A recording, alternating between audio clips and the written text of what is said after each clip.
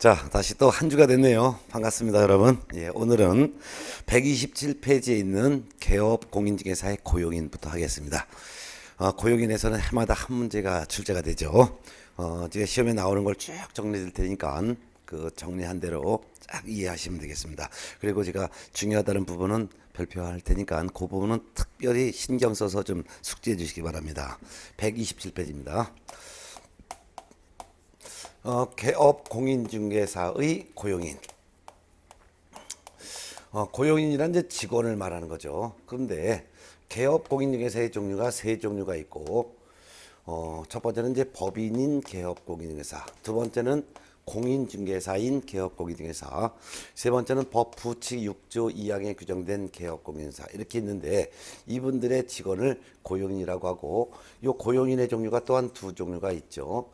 고용인은 이제 소속 공인중개사와 중개보조원 이렇게 두 종류가 있습니다. 소속 공인중개사는 공인중개사 자격이 있는 자, 이분은 공인중개사 자격이 없는 자 이렇게 보면 되겠죠. 그러면 개업 공인중개사가 소속 공인중개사를 고용해야 될 의무가 있느냐? 즉, 여러분들을 별도로 고용할 필요가 있느냐?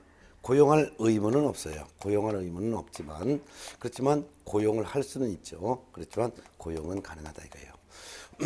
그때 고용할 때 우리나라 사람을 고용하건 또는 외국인을 고용하건 고용에 대한 제한은 없습니다. 그렇지만 결격 사유자를 고용하면 안 되겠죠. 그런데 취업을 하겠다는 왔던 사람이 저 취직시켜 주세요 했는데 이분들이 결격 사유자인지를 모르는 상태에서 고용할 수가 있죠. 근데 나중에 취직을 시켜서 일을 시키다 보니까 나중에 이분들이 결격 사유자인 것을 알게 됐어요. 그럴 때면은 이와 같은 고용한 사람이 나중에 결격 사유에 해당되는 것을 알았을 때는 결격 사유가 있으면은 이분들을 해고시켜야 돼요. 그래서 해소시켜야 되는데 해소시킨다는 것은 결격 사유자를 해고시키거나 또는 뭐 결격 사유를 해결시켜야 되겠죠. 해결시켜야 돼요. 특히 2달 이내 해소시켜야 돼요. 만일 2달 이내 해소시키지 않았을 때는 이러한 결격 사유자를 고용한 개공에 대해서 6월 범위 안에서 업무정지 처분을 할 수가 있습니다. 그런데 업무정지는 6개월 범위 안에서 업무정지 할 수 있죠. 그런데 업무정지 기준이 국토교통부령에 규정되어 있는데 그 업무정지 기간에 대한 기준은 한 달, 즉 1개월 업무정지 하도록 되어 있습니다. 그렇다면은 개업공인중개사가 소공 또는 보존을 고용을 할 수 있는데 고용을 했다면 쉽게 해서 고용했다면 고용했습니다라고 등록관청에 신고를 해야 돼요. 이 등록관청에다가 그리고 나중에 고용을 했다가 이 고용인과 개공과의 고용관계가 또한 종료될 수 있죠. 그러면 고용관계가 종료가 됐다. 예를 들면 해고를 시켰다든가 또는 고용인이 스스로 퇴직을 했다든가 하면 고용관계가 종료가 되는데 고용관계가 종료되면 또한 고용관계가 종료됐습니다라고 등록관청에 또 신고를 또한 해야 될 의무가 개업공인중개사에게 있습니다. 그래서 요 고용신고와 고용관계 종료신고는 매년 출제가 됩니다. 특히 고용했으면 고용신고를 해야 되는데 언제 신고해야 되냐? 고용신고는 고용인이 업무를 개시하기 전에 고용신고를 해야 됩니다. 이때 특히 소속 공인중개사를 고용했을 때는 소속 공인중개사에게 먼저 가서 실무교육 좀 받고 오세요라고 실무교육을 이수시켜야 합니다. 실무교육을 먼저 이수를 시킨 다음에 그 다음에 고용신고를 해야 되는 것이고 만일 중개보존을 고용했다면 중개보존에게는 가서 먼저 직무교육부터 받고 오세요라고 직무교육을 이수시켜야 합니다. 직무교육을 이수시킨 다음에 그 다음에 고용 신고를 업무 개시 전에 해야 된다는 걸 꼭 기억해 두셔야 합니다. 시험에 꼭 나와요. 그래서 소속 공인중개사를 고용했을 때는 실무 교육을 이수하게 한 후 업무 개시 전까지 고용 신고를 해야 된다. 그 다음에 중개 보존을 고용했을 때는 직무 교육을 이수하게 한 후 업무 개시 전에 신고해야 된다라는 것이죠. 특히 고용 신고할 때 고용 신고하는 방법은 간단합니다.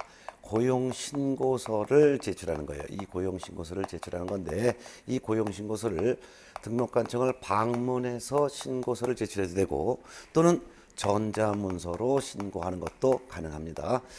작년까지는 방문 신고만 가능했는데 올해부터는 방문 신고 또는 전자문서 신고 다 가능하다는 것을 꼭 기억을 해 두셔야 합니다. 신고서만 제출하지 별도로 소속 공인중개사를 고용했다 해서 소속 공인중개사의 자격증 이런 것을 첨부하지는 않습니다. 그래서 자격증 첨부하지 않는다. 즉 자격증을 제출하는 것은 아니다라는 것을 꼭 기억해 두셔야 돼요. 그렇기 때문에 고용신고받은 등록관청이 직접 이 소속 공인중개사가 공인중개사 자격이 있는지를 시도지사에게 확인을 해달라고 요청해야 되겠죠. 그래서 등록관청은 자격증을 발급한 시도지사에게 이 소속 공인중개사가 자격이 있는지를 이 자격 여부를 확인해달라고 확인을 요청을 해야 된다는 거 꼭 알아두셔야 되고, 또한 그뿐만 아니라 소속 공인중개사가 실무 교육을 받았는지 실무 교육을 이수했는지 이수 여부도 직접 확인을 해야 되는 것이죠. 또한 중개 보존을 고용하여 신고할 때도 그냥 신고서만 제출하는 것이지 별도로 첨부하는 서류는 없습니다.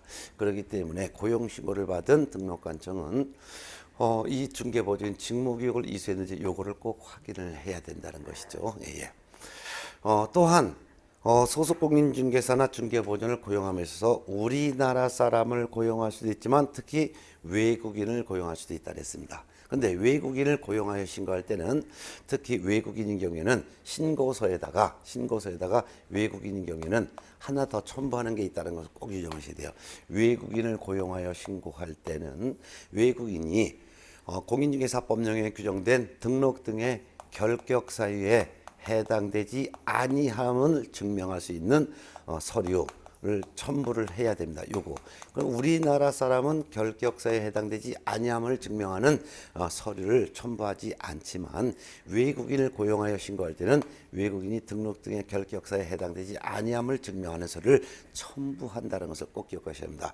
그럼 결격사에 해당되지 아니함을 증명하는 서류는 우리가 등록 파트에서 정리했는데 대표적으로 바로 여러 가지가 있겠죠. 이걸 외울 필요 않고 이해만 하면 됩니다.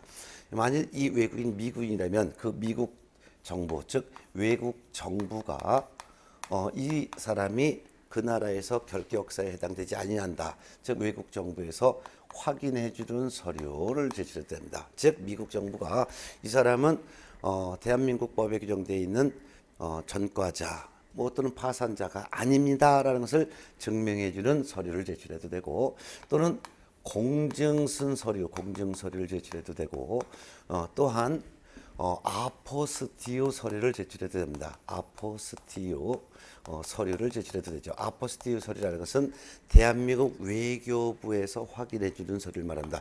이런 서류 등을 바로 우리는 결격사에 해당하지 아니함을 증명하는 서류인데, 이런 서류를 외국인 경우에만 추가로 제출한다는 것을 꼭 기억해 두셔야 합니다.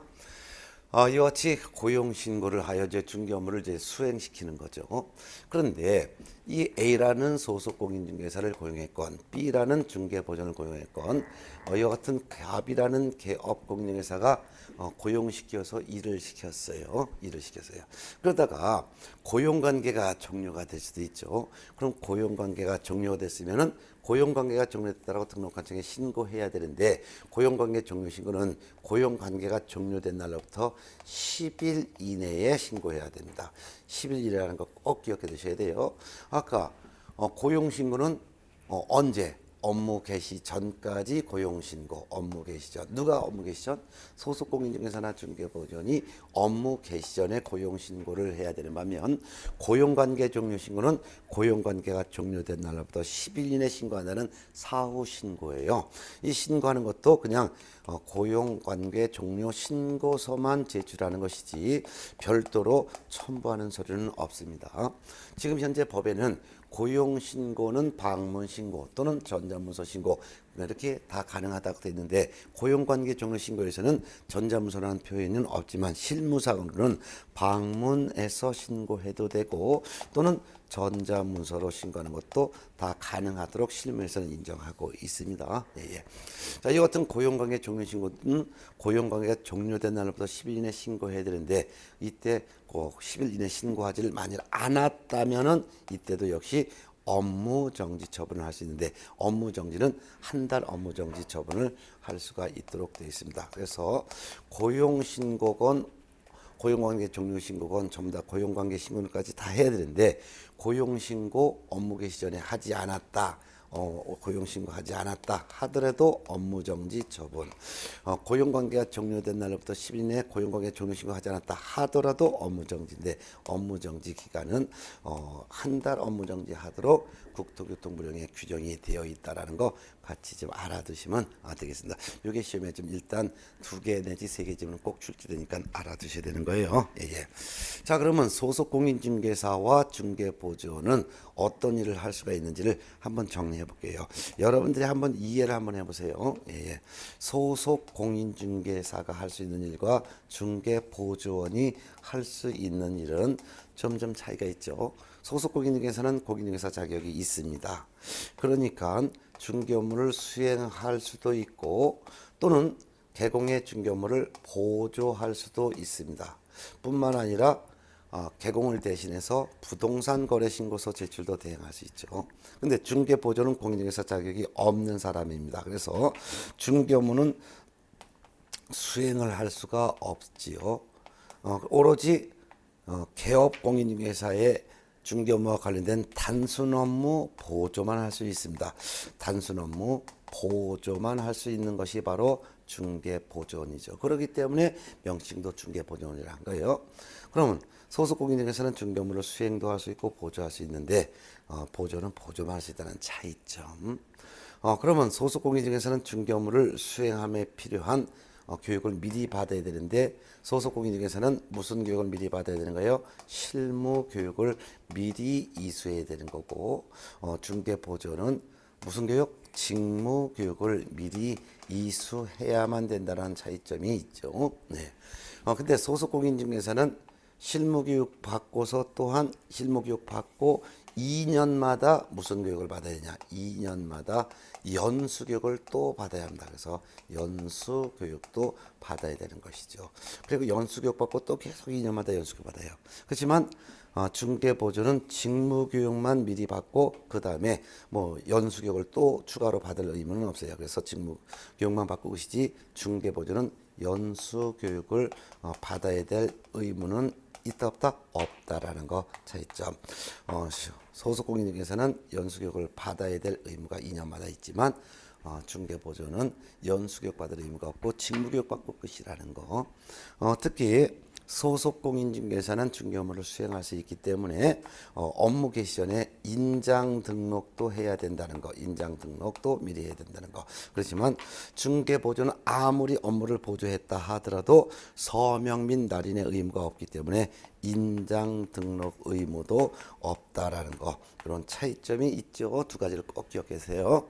그래서 소속 공인중개사는 중개 업무를 수행할 수가 있기 때문에 2년마다 연수교육 받고 그 다음에 물론 이제 인장 등록은 업무 개시 전에 인장 등록을 해야 되는 거죠. 그런데 중개보조원은 그냥 직무교육만 받고 그 외에 추가로 연수교육 받을 의무는 없다라는 거.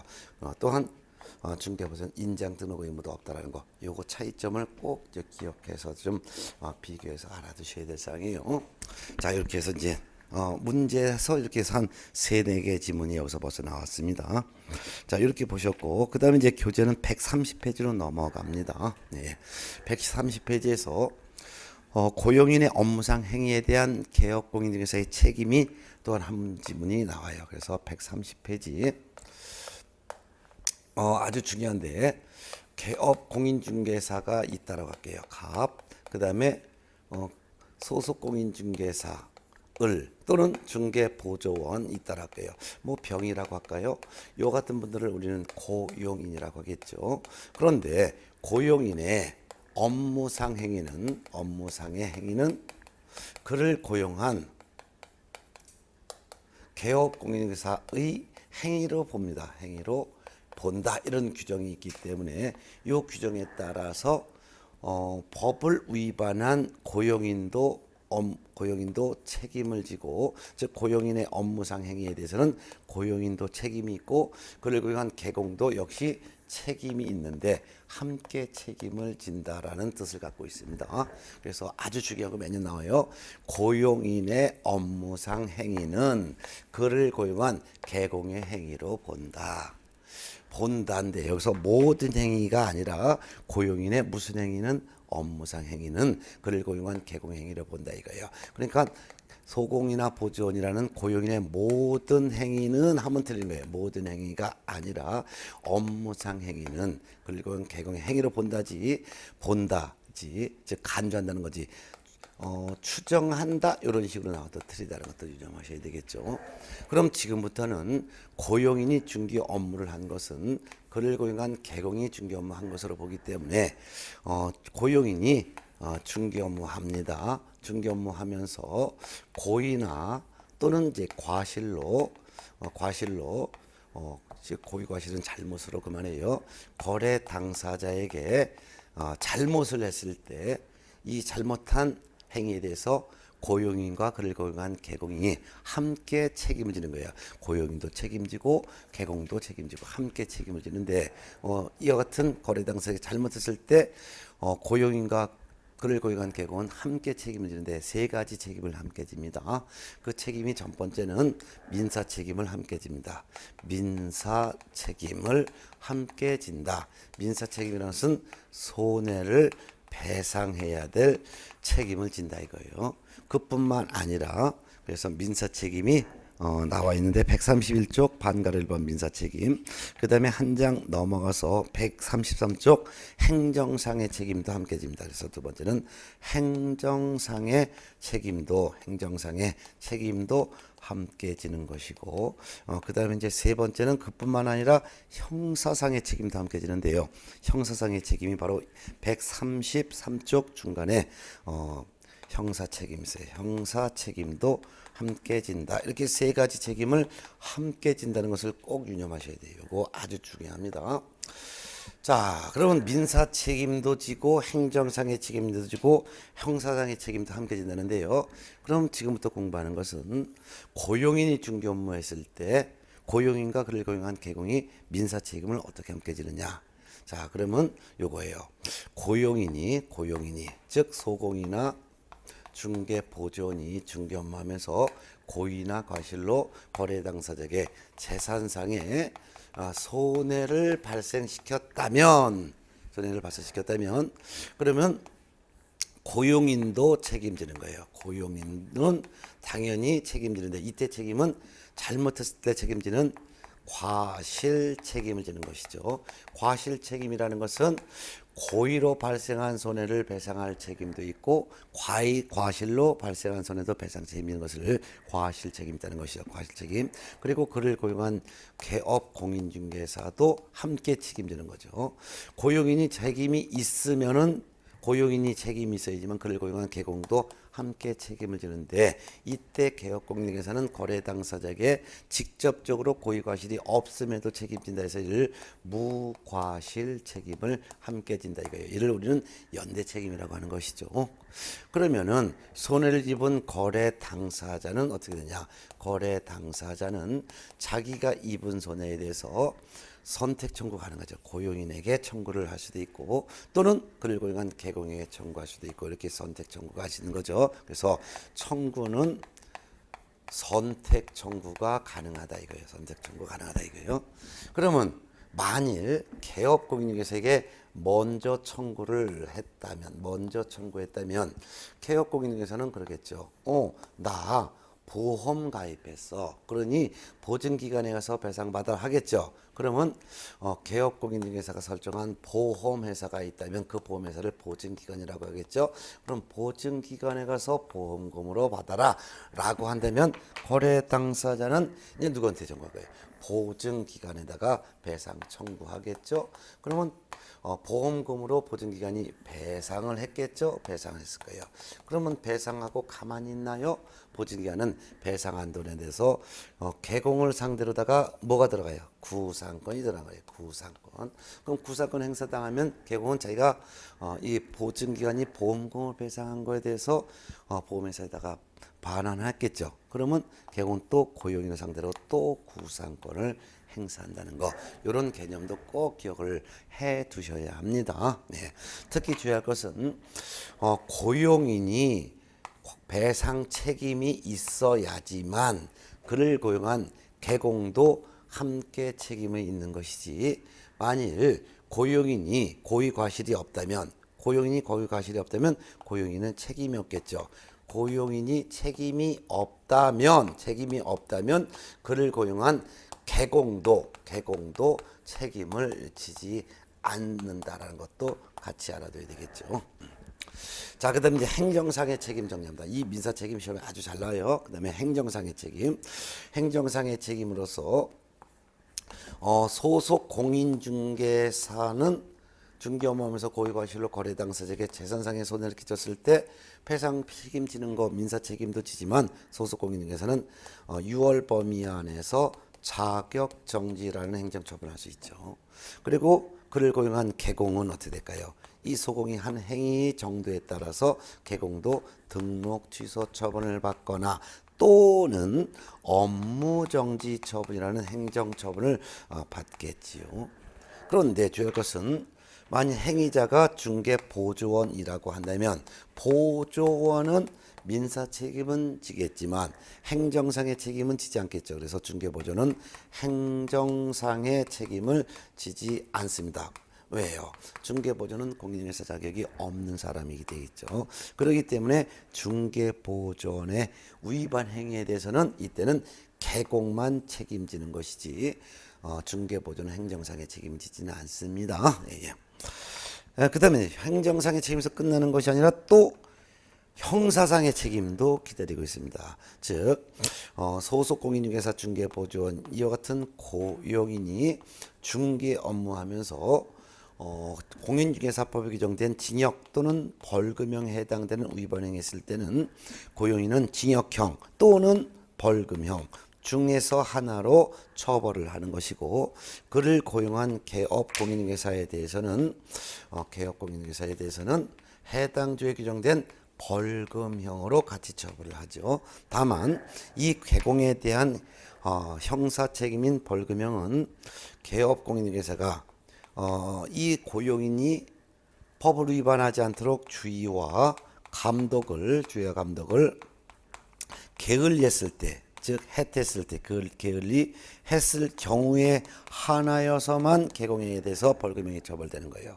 만일 개공이 고용인이 법을 위반하지 않도록 주의와 감독을 게을리하지 않았다면 개업 공인중개사는 형사 책임을 지지 않습니다. 그렇기 때문에 형사 책임을 지지 않기 때문에 이런 경우에는 개업 공인중개사는 벌금형을 받지 않고 위반자만 징역 또는 벌금형의 처벌을 받는다는 거 이렇게 알아두시고, 또한 아주 중요한 게 우리가 지난주에 결기역사에 공부하면서 개업 공인중개사가 고용한 소속 공인중개사 또는 중개보조원의 위반 행위로 인하여 개업 공인중개사가 설령 300만 원 이상의 벌금형을 개업 공인중개사가 받았다 하더라도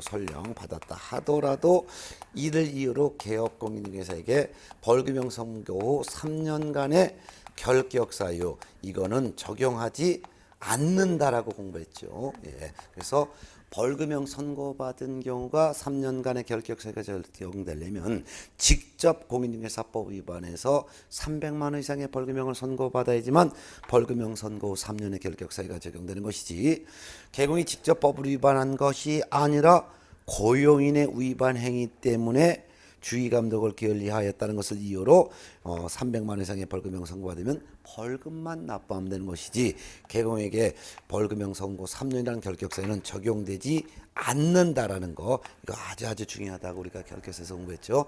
이런 내용도 같이 정리했습니다. 이같이 고용인의 업무상 행위 때문에 그를 고용한 개공과 고용인은 같이 세 가지 책임을 함께 진다는 것 내용을 쭉 정리해 두셔야 될 거예요. 예. 뭐 이제쯤이면 이제 한 네 번째 했기 때문에 이제 내용이 좀 정리됐을 거라고 믿습니다. 요 내용이 아주 시험에 공 잘 나오니까 알아두세요. 그 다음에 이제 135페이지로 이제 넘어갈까요? 업무의 범위인데 업무의 범위에서도 해마다 한 문제가 꼭 출제가 됩니다. 그래서 이번 시간에 업무의 범위에 대해서도 정리합니다. 예, 업무의 범위. 예. 자, 그 다음에 이제 교재 135페이지부터 보겠습니다. 예. 135쪽 개업 공인중개사의 업무의 범위.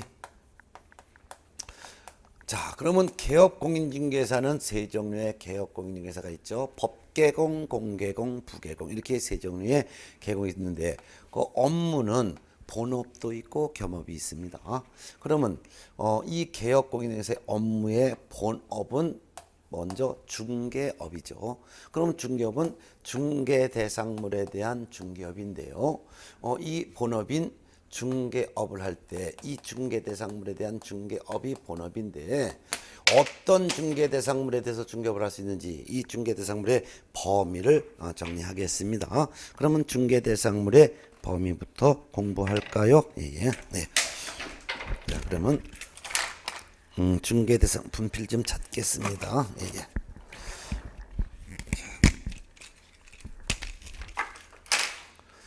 중개대상물에 대한 중개대상물의 범위부터 봅니다. 그래서 첫 번째 중개대상물의 범위. 중개대상물의 범위라는 것은 개업 공인중개사가 중개할 수 있는 물건의 종류는 뭐가 있느냐 그 말이죠. 그럼 우리가 중개대상물의 종류는 범위는 공인중개사법 3조에 공부했죠. 중개대상물의 범위는 토지, 건축물 그 밖의 토지의 정착물, 임목, 공장대단, 광업재단 요 5가지 토건 입공강 이게 바로 중개대상물의 범위였죠.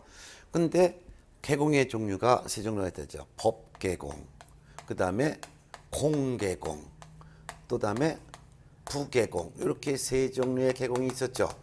그런데 공인중개사법령에서는 개공별로 중개할 수 있는 중개대상물에 대해서는 차이를 주고 있지 않습니다. 따라서 법개공이 중개할 수 있는 중개대상물의 종류도 토건 입공강이고 공개공이 중개할 수 있는 중개대상물의 종류도 토건 입공강이며 부개공이 중개할 수 있는 중개대상물의 종류도 토건 입공강입니다. 따라서 법개공, 공개공, 부개공 이와 같이 개공별로 중개할 수 있는 중개대상물의 종류는 토건 입공강이기 때문에 개공별로 중개할 수 있는 중개대상물의 범위는 다 동일하다. 동일하다는 것은 차이가 있다 없다? 차이가 없다라는 뜻이죠. 그래서 시험 지문상에서는 한 지문이 뜨는데 개업 공인중개사별로 중개할 수 있는 중개대상물의 범위는 차이가 없다, 즉 동일하다 이렇게 해서 시험 지문이 한 지문이 뜨는 거예요. 그런데 참고적으로 다른 법률의 규정에 따라 중개업을 할 수 있는 법인이 있죠. 즉 특수법인이라고 합니다. 특수법인의 대표적인 예가 바로 지역농업협동법, 지역농업협동조합법에 규정되어 있는 농업협동조합법, 농업협동조합법에 규정되어 있는 지역농협이 여기에 해당되는데 지역농협은 어떤 물건을 중개할 수 있는지는 공인중개사법을 봐서는 모르죠. 왜냐하면 농업협동조합법에 규정이 되어 있는 중개업을 할 수 있는 법이니까 농어협동조합법을 찾아봐야 돼요. 찾아봤더니 농어협동조합법의 지역농어협은 토건 입공강을 다 중개할 수 있는 것이 아니라 그 중에서 농지에 대해서만 중개업을 할 수 있대요. 농지만 중개업을 할 수 있대요. 그러면 공인중개사법에 규정된 개공이 중개할 수 있는 물건은 토건 입공강인 반면 농협이 중개할 수 있는 물건은 토건 입공강 중에서 농지만 가능하므로 공인중개사법에 규정되어 있는 개공이 중개할 수 있는 물건과 다른 법률에 규정되어 있는 법인이 중개할 수 있는 물건은 종류가 중개대상물의 범위가 같다 다르다. 범위가 이거는 다르다라는 것을 알 수 있죠. 어떻게 다르다? 공인중개사법에 규정된 법개공, 공개공, 부개공은 토건 입공강을 중개할 수 있지만 다른 법률의 규정에 따라 중개업을 할 수 있는 법인, 즉 특수법인은 그 해당되는 법률에 규정되어 있는 일부 물건만 중개할 수 있기 때문에 다르다라는 것을 알 수가 있죠. 예. 네, 그 다음에 이제 교재 136페이지 업무지역 범위를 봅니다.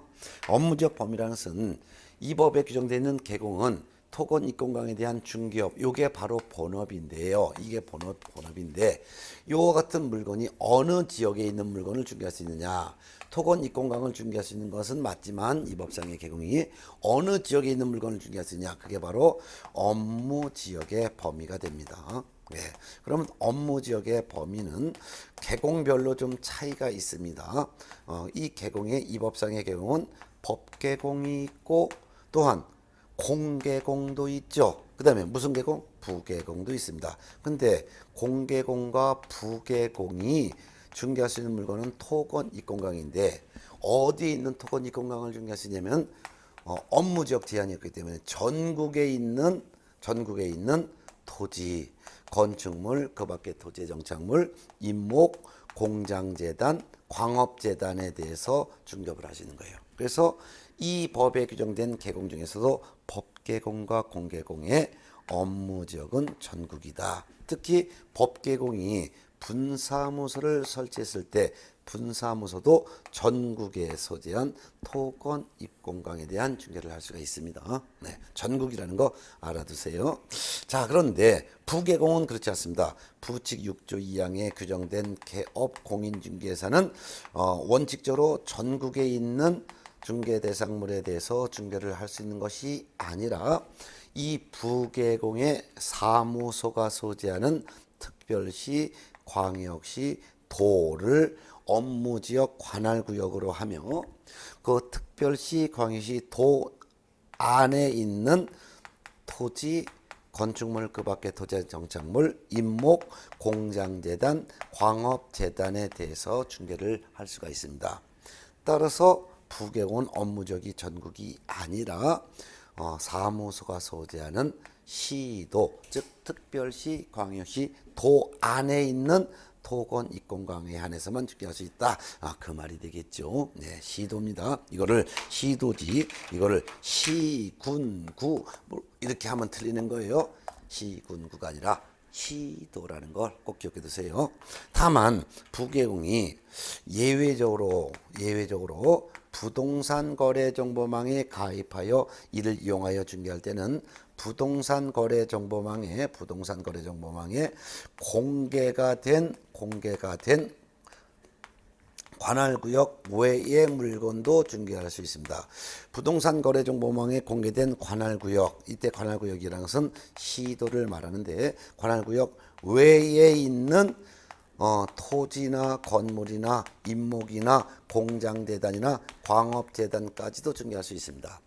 그러면 정보망에 공개된 물건을 추가로 중개할 수 있다라는 것은 정보망에 정보를 공개한 다른 계공과 이 공개된 정보를 본 부계공이 같이 공동으로 중개할 수 있다는 것이죠. 공동 중개할 수 있다는 거예요. 예.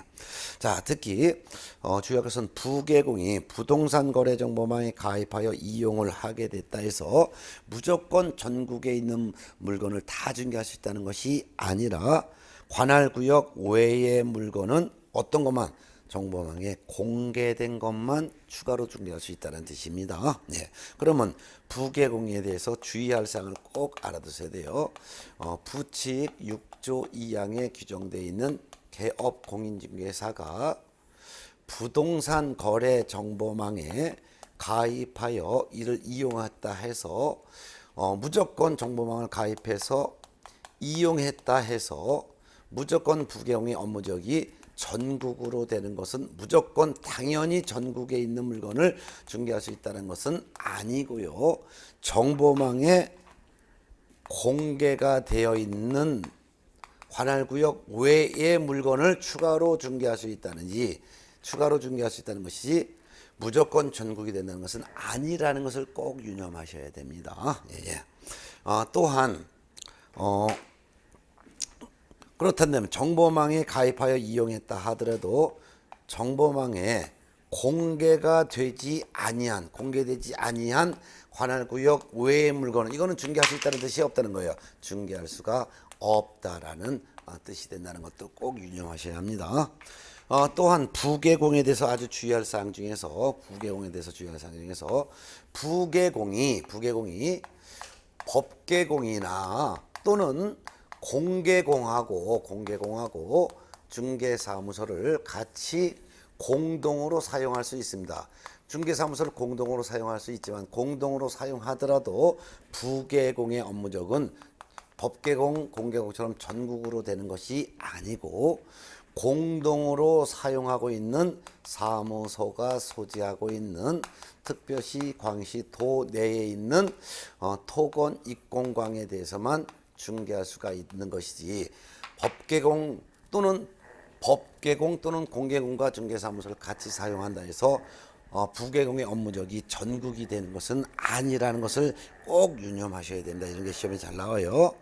또한 참고적으로 부개공이 공인중개사를 소속 공인중개사로 고용했다 해서 업무적이 전국이 되는 것이 아니고 그대로 사무소가 소지하는 그대로 특별시, 광시, 도 내에 있는 중개 대상물인 토건 이권강에 대해서만 중개할 수 있는 것이지 공인중개사를 고용했다 해서 업무적이 전국되는 것은 아니에요.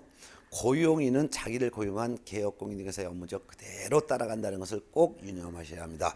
이런 것들이 시험에 아주 잘 나오니까 좀 알아두셔야 합니다. 그래서 부개공에 대한 주의사항 첫 번째, 부개공이 부동산 거래 정보망에 가입하여 이를 이용한다 해서 업무적이 당연히 전국되는 것은 아니고 부동산 거래 정보망에 공개된 물건 중에서 관할구역 외의 물건은 공개된 것만 중개할 수 있다는 것이지 정보망에 공개되지 않은 관할구역 외의 물건은 중개하지 못한다는 것이 첫 번째 주의사항.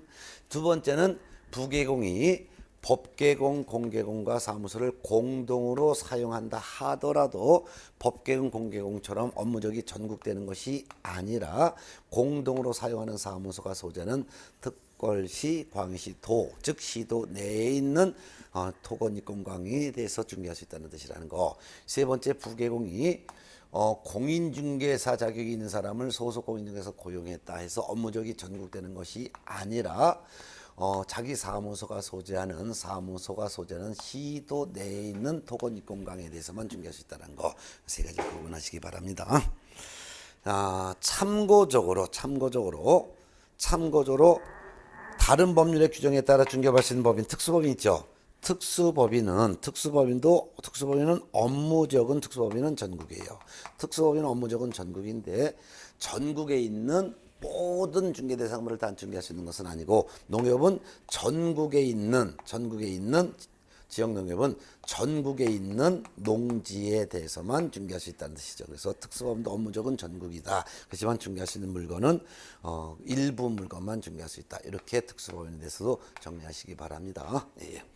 자, 그다음에 이제 137쪽 겸업범위 아주 중요합니다. 그래서 세 번째는 개공이 중개업을 하면서 그 외에 별도로 겸업도 할 수 있어요. 근데 겸업을 할 수 있는 범위가 개공별로 좀 차이가 있습니다. 자, 그러면 개공의 본업은 아까 뭐라고 했어요? 개공의 본업은 뭐라고 했어요? 중개 대상물에 대한 중개업. 요게 본업이었죠? 근데 그거 외에 추가로 개공이 겸업도 할 수 있다 그랬죠? 겸업할 수 있어요. 이때 겸업할 수 있는 범위가 법개공은 어떤 업종을 겸업할 수 있고 공개공은 어떤 업종을 더 겸업할 수 있고 그 다음에 부개공은 어떤 업종을 더 겸업할 수 있는지 개공별로 겸업할 수 있는 범위가 좀 차이가 있습니다. 예. 자, 그러면 법개공이 겸업할 수 있는 범위 요거는 매년 시험 나오니까 별표를 3개 해놓으세요.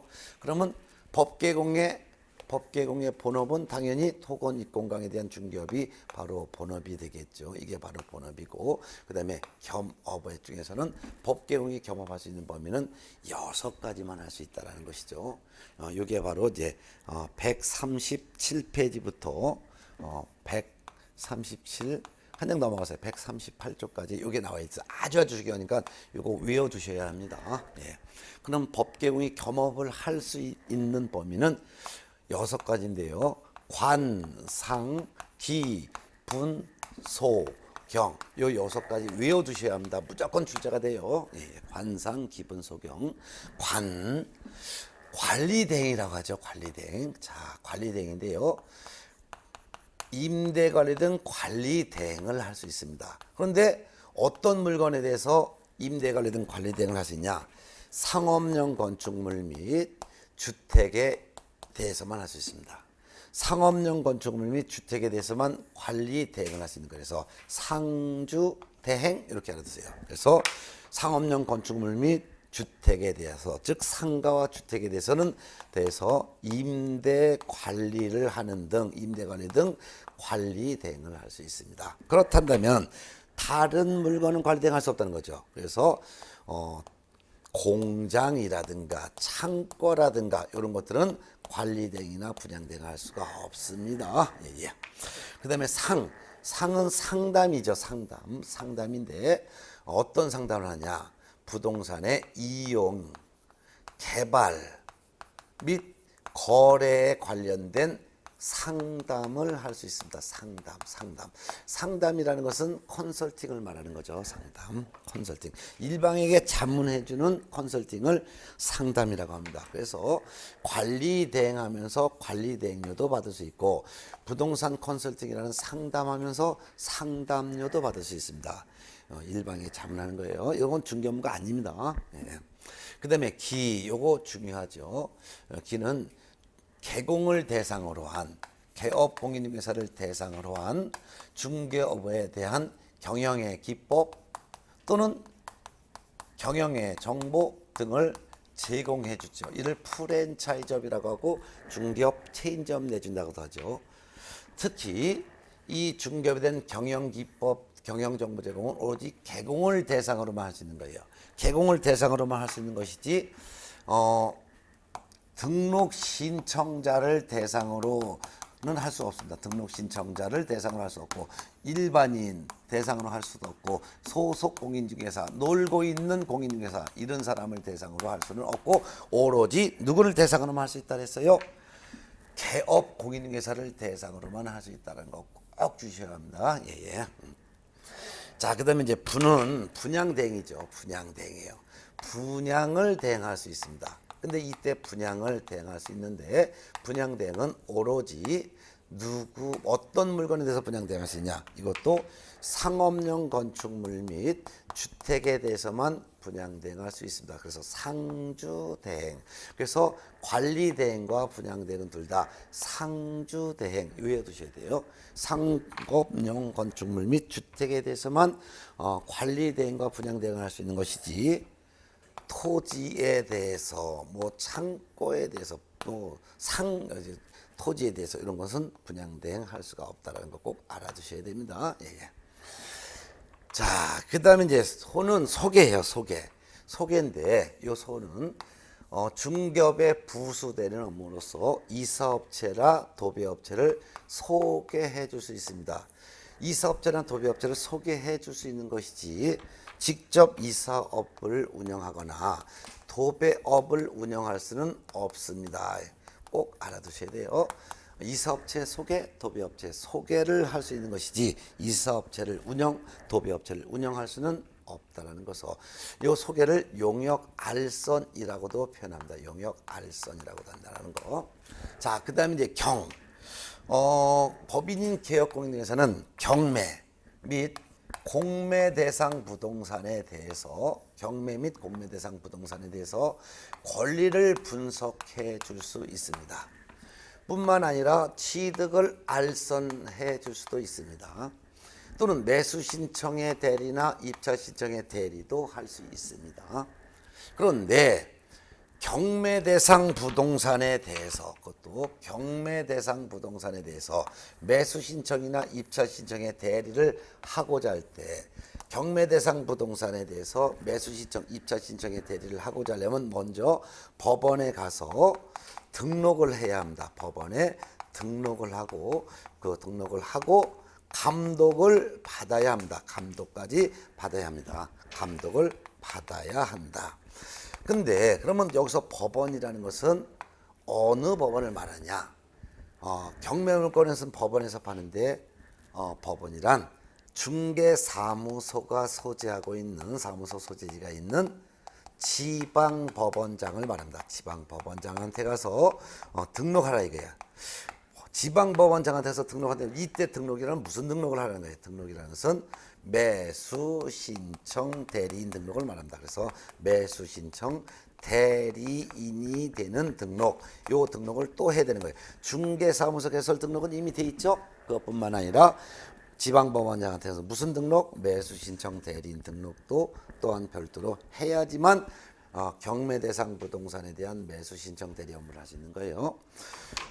아무리 매수신청 대리인 등록 요건을 갖췄다 하더라도 법원에 가서 매수신청 대리인 등록을 해야지만 경매 대상 부동산에 대한 매수신청의 대리 또는 입찰신청의 대리를 할 수 있습니다. 그렇지만 주의할 것은 아무리 경매 물건이라 하더라도 권리의 분석이나 취득의 알선만을 하기 위해서는 이거는 별도로 법원에 등록을 할 필요가 없고, 경매 대상 부동산 중에서도 매수 신청 대리나 입찰 신청의 대리를 하고자 할 때만 법원에 매수 신청 대리 등록이 필요하다라는 거. 또한 공매 대상 부동산은 법원에서 파는 것이 아닙니다. 그렇기 때문에 공매 대상 부동산에 대해서는 권리 분석이건 취득의 알선이건 매수 신청 대리건 할 수는 있지만 이거 하기 위해서 별도로 법원에 등록을 할 필요는 없다라는 거, 이것도 알아두면 되겠죠. 그럼 결국은 경매 대상 부동산에 대해서 그것도 매수 신청이나 입찰 신청의 대리를 하고자 할 때만 법원에 등록하고 감독받는다는 거 알아두셔야 돼요. 요 6가지 업무를 겸업이라고 하는데, 겸업을 꼭 해야 되는 것은 아니고 겸업을 할 수도 있고 하지 아니할 수도 있습니다. 할 수 있다지 해야 한다면 드리는 거예요. 할 수 있는데 한다면 법계공은 만일 if 한다면 관상, 기분, 소경만 할 수 있다 이거예요.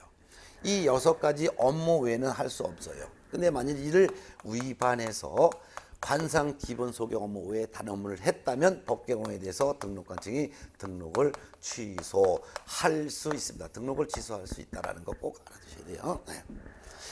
자, 그 다음에 이제 공개공입니다. 공인중개사인 개업공인중개사는 본업으로서 중개대상물에 대한 중개업을 하면서 그 외에 겸업할 수 있는데요. 겸업을 한다면은, 겸업한다면 겸업에 대한 제한이 없습니다. 겸업에 대한 제한이 없다라는 것은 하고 싶은 업종 특별한 제한이 없다 이거죠. 그래서 이 법이나 다른 법률에서 공개공이 어떤 업종 못한다라고 특별히 제한이 없다면 다 할 수 있는 거예요. 그래서 특별한 겸업 제한이 없기 때문에 이 법이나 다른 법률에서 특별한 제한이 없다면 다 할 수 있다. 겸업이 다 가능하다 이거예요. 다 가능하다는 것은 법계공이 할 수 있는 업무인 관상, 기분, 소경 업무, 요거 법계공이 할 수 있는 상가나 주택에 대한 관리 등 할 수 있어요. 부동산의 이용, 개발 및 거래 관한 상담도 할 수 있어요. 개공을 대상으로 한 경영계획, 기법 및 경영의 정보 제공할 수 있어요. 또한 상가나 주택에 대한 분양 대행도 할 수 있어요. 이사업체 소개나 도배업체 소개할 수 있어요. 경매 및 공매 대상 부동산에 대한 권리 분석 및 취득의 알선, 매수 신청, 입찰 신청 대리 이런 것도 다 당연히 할 수 있어요. 물론 공개공도 경매 대상 부동산에 대한 매수 신청의 대리나 입찰 신청의 대리를 하려면 사무소 소재지 지방법원장한테 가서 매수 신청 대리인 등록을 하고 감독은 받아야 합니다. 이것뿐만 아니라 또 다른 것도 할 수 있어요. 상가 주택에 대한 관리 대행뿐만 아니라 다른 공장 창고에 대한 관리 등도 할 수 있어요. 직접 임대업도 할 수 있어요. 건축업도 할 수 있어요. 하는 거 다 할 수 있어요. 부동산의 이용 개발 및 거래 관한 상담도 할 수 있고 개발업도 할 수 있어요. 토지 개발업도 할 수 있어요. 또한 개공을 대상으로 한 중개업의 경영 기법 및 경영 정보 제공도 할 수 있고 개공이 안자를 대상으로 한 것도 할 수 있어요. 또한 상가 주택에 대한 분양 대행도 할 수 있고 토지에 대한 분양 대행도 할 수 있어요. 이사업체 소개, 도배업체 소개뿐만 아니라 이사업체를 직접 운영도 할 수 있어요. 도배업체를 운영도 할 수 있어요. 경매 및 공매 대상 부동산에 대한 권리 분석, 취득의 알선, 매수 시정, 입찰 시정의 대리도 할 수 있고요. 그뿐만 아니라 다른 것도 할 수 있어요. 또 뭐도 할 수 있을까요? 뭐 직접 뭐 하고 싶은 건 다 할 수 있어요. 뭐 슈퍼업도 할 수 있어요. 이발사업도 할 수 있어요. 옷가게도 할 수 있어요. 편의점 다 할 수 있다 이거예요. 할 수 있다 이거죠. 네. 겸업 제한이 없어요. 그 다음에 이제 부계공. 부칙 6조 2항에 규정된 개업공인중개사도 원칙적으로는 겸업에 대한 제한이 없어요. 원칙적으로는 겸업에 대한 제한이 없으니까 원칙적으로는 다 할 수 있는 게 원칙이에요. 그런데 다만 예외적으로 부칙 6조 2항에 규정된 개업공인중개사가 한 가지를 못하는데 그게 바로 경매 및 공매 대상 부동산에 대해서는 권리 분석할 수가 없습니다. 취득의 알선도 할 수 없습니다. 매수 신청의 대리나 입찰 신청의 대리를 할 수가 없습니다. 그 이유는 부계공은 공인중개사 자격이 없기 때문에 법률 지식이 좀 부족하기 때문이죠. 그래서 경매 및 공매 대상 부동산에 대해서 권리 분석할 수 없다, 취득에 알선할 수 없다, 매수 신청에 대리, 입자 시장 대리 할 수 없다. 요거 하나만 할 수가 없고 그 외 나머지는 다 할 수가 있어요.